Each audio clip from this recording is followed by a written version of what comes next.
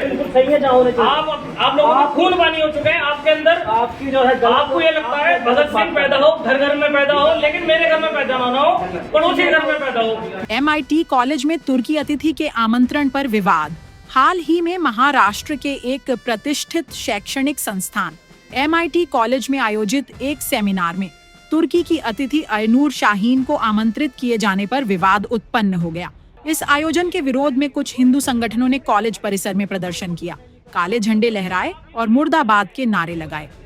हमें यहाँ की सूचना मिली थी कि यहाँ पे एक कोई एंटी नेशनल मूवमेंट चलाया जा रहा है, जिसमें हमारे हिंदुस्तान से पाकिस्तान का वर्तमान में जो युद्ध चल रहा है उसमें तुर्की सीधा हिंदुस्तान के खिलाफ आके पाकिस्तान को समर्थन कर रहा है और उन्हें युद्ध लड़ने के लिए ड्रोन उपलब्ध करा रहा है। और इस कॉलेज में उसी देश के नागरिक को एज अ गेस्ट बुलाया जा रहा है, तो मेरे लिए सीधा एंटी नेशनल मूवमेंट है।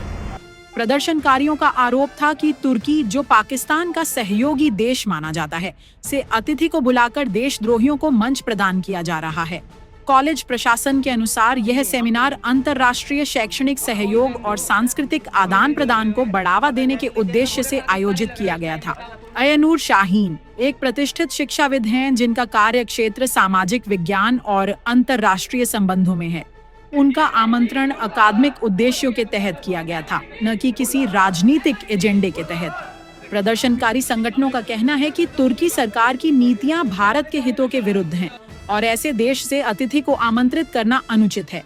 उनका यह भी आरोप है कि इस प्रकार के आयोजनों से देशद्रोही तत्वों को प्रोत्साहन मिलता है।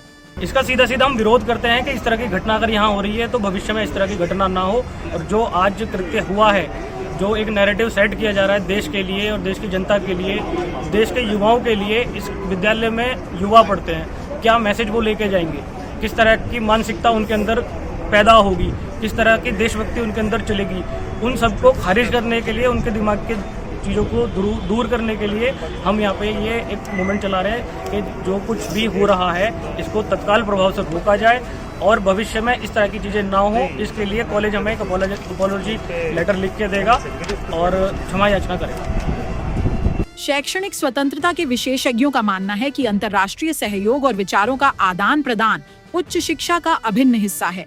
हालांकि वे यह भी स्वीकार करते हैं कि वर्तमान वैश्विक राजनीतिक परिदृश्य में ऐसे आयोजनों को लेकर संवेदनशीलता बढ़ गई है और संस्थानों को स्थानीय भावनाओं का भी ध्यान रखना चाहिए। संस्थानों को स्थानीय संवेदनाओं और राष्ट्रीय हितों का भी ध्यान रखना चाहिए।